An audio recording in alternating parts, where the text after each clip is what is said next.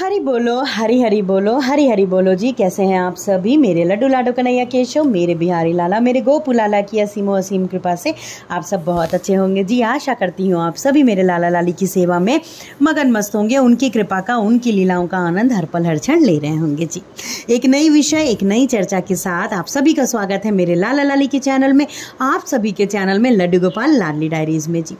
आज एक नई विषय, अहम विषय, एक अहम चर्चा के साथ अपना जो व्लॉग है उसे शुरू करते हैं। हरी बोलो, हरी हरी बोलो जी।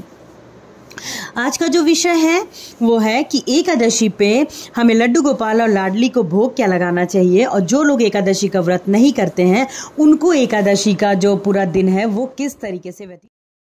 साल में 24 एकादशियां पड़ती हैं जी, महीने में 2 एकादशी पड़ती है। हर एकादशी का अपना अलग महत्व होता है, अलग कथा होती है, अलग पूजन विधि होती है जी। जैसे कि मोहिनी एकादशी की जो कथा है, महत्व है, वो अलग है। निर्जला एकादशी जो आएगी उसकी जो कथा है, महत्व है, वो अलग है जी। इस व्रत के प्रभाव से व्यक्ति को सुख, समृद्धि और ऐश्वर्य की प्राप्ति होती है। मेरे नारायण, मेरे बिहारी लाला की असीमो असीम कृपा बरसती है और उनका अति प्रिय ये जो व्रत है ये होता है जी। लड्डू गोपाल की सेवा आपको कैसे करनी है एकादशी वाले दिन? सर्वप्रथम आप ब्रह्म मुहूर्त में जाग जाएं। ब्रह्म मुहूर्त में जागने के बाद में अपने घर को पूरी तरीके से स्वच्छ कर लेने के बाद में आप मंदिर में प्रवेश करिए। मंदिर को आप अच्छे से स्वच्छ कर लीजिए। साफ सफाई करने के बाद में आप लड्डू गोपाल को अपने जगा लें। जगाने के बाद में आप लड्डू बाबू लाडो को तुरंत ही स्नान ना कराएं। इस जगाने के बाद में थोड़ी देर उनको उनके बिस्तर पे रहने दें। उसके बाद आप उनको आचमन करने के बाद सर्वप्रथम उनको जल ग्रहण कराएं, क्योंकि गर्मियां इस समय बहुत पड़ रही हैं। जल ग्रहण कराने के बाद में आप उनको बाल भोग लगा सकते हो, अगर आपको समय ज़्यादा लगेगा उनको उनकी जो पूजन और भोग में तो। और आप उस दिन कथा पढ़ेंगे, आपको समय ज़्यादा लगेगा तो आप सर्वप्रथम उनको भोग, बाल भोग जो होता है, दूध और मिश्री का, दूध और मेवे का, आप उनको लगा सकते हैं। फिर आपको थोड़ा रुक करके लाला का, लाली का और मेरे नारायण का, श्री हरि विष्णु का अगर आपके पास में विग्रह है या चित्रपट है तो आप उनके साथ में पंचामृत अभिषेक करा लें जी। पंचामृत अभिषेक करा लेने के बाद में, पंचामृत अभिषेक के लिए हमें दूध, दही, घी, शक्कर और गंगा जल चाहिए होता है जी। इसके बाद में आप पंचामृत अभिषेक करवाएं। पंचामृत अभिषेक करने के बाद में आपको लाला का, लाली का सुंदर सा श्रृंगार कर देना है जी। और जो ये पंचामृत अभिषेक आप कराएंगे ये आपका महाप्रसाद है, आप इसको बाद में परिवार में बांट के स्वयं भी ग्रहण अवश्य कर लें जी। फिर आप लाला लाली का सुंदर सा श्रृंगार करेंगे। सुंदर सा श्रृंगार कर देने के बाद में आप यदि चाहें तो आप एक चौकी पे भी पूजन कर सकते हैं, चौकी लगा के भी आप पूजन कर सकते हैं। नहीं तो आपने जहाँ पे भी लाला लाली को विराजमान किया है, आपने जहाँ पे श्री हरि विष्णु का जो विग्रह है या चित्रपट है, आपने उनको जहाँ विराजमान किया है, आप वहाँ पे भी यदि जो जगह है वो है तो आप वहाँ पे भी पूजन अर्चन कर सकते हैं जी। पूजन अर्चन में सर्वप्रथम पूजन गौरी गणेश जी की करिए, कलश स्थापना करिए और फिर उसके बाद में आपको जो एकादशी है उसकी व्रत की आपको जो कथा है वो पढ़ लेना है, जो उसका महत्व है वो पढ़ लेना है जी। उसके बाद में आपकी जब पूजन पूर्ण हो जाएगी, आप लाला का, लाली का आप आरती करिए। आरती करने के बाद में आप लाला लाली को भोग लगाइए। भोग में आप फिर से मेवे का, फल का भोग लगा सकते हैं, उस मिष्ठान का भोग लगा सकते हैं।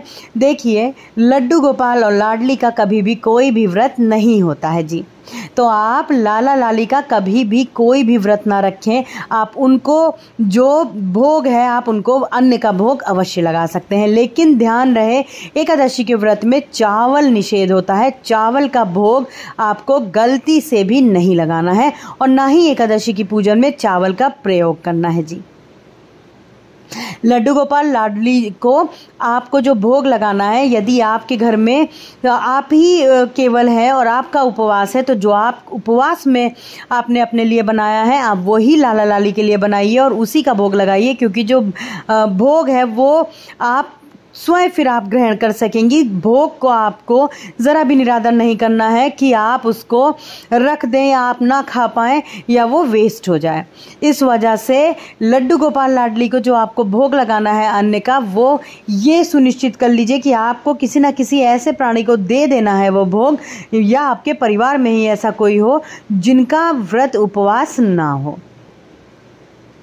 उसके बाद में आप लाला लाली को जो भोग लगा सकते हो, यदि आप अकेली हो घर में तो आप फलाहार का भोग लगा सकते हो, जिसमें आलू, साबूदाना, कुट्टू के आटे की पूड़ी हो गई, जिस चीज़ का भी आप भोग लगाना चाहें लगा सकते हैं। और यदि आप भरे पूरे परिवार में हो तो आप फिर जो भी आप भोग लगाना चाहें अन्न का आप लगा सकते हैं, और जिनका उपवास ना हो आप उनको ग्रहण करवा सकते हैं जी।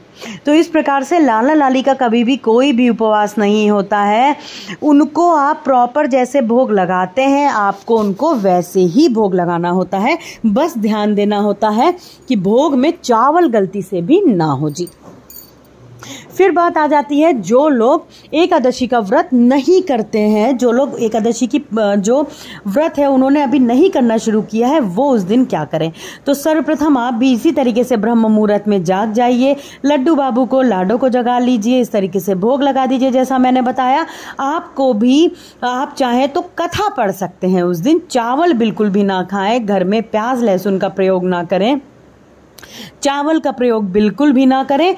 और आप अगर पूजन पूरी लाला की, प्रभु की, आप इस तरीके से कथा पढ़ के, महात्मा पढ़ के आप पूजन अपनी पूर्ण कर सकते हो। पूरा दिन आप भी लाला लाली का जो नाम जाप है आप वो करिए, घर में कीर्तन भजन अवश्य करिए। इस तरीके से घर का जो माहौल है एकादशी के दिन आप भजन कीर्तन में ज़्यादा से ज़्यादा अपना समय व्यतीत करें जी, और नाम जाप अवश्य करें।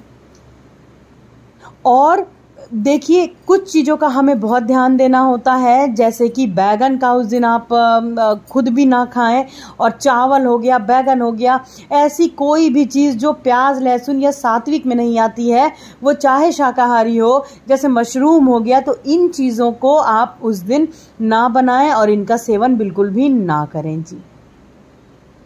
तो इस तरीके से सरलता से आप भी लाला लाली की सेवा कर सकते हैं एकादशी वाले दिन, और सुंदर सा लाला लाली का श्रृंगार करिए और उनको अच्छा सा भोग लगाइए, क्योंकि प्रभु का कोई भी उपवास नहीं होता है, उपवास होता है इंसानों का, हम लोगों का। आशा करती हूँ आप सभी को अपने प्रश्नों के उत्तर अवश्य मिले होंगे। आज के लिए बस इतना ही, मिलते हैं अपने दूसरे ब्लॉग में बहुत जल्दी। हरि बोलो हरि।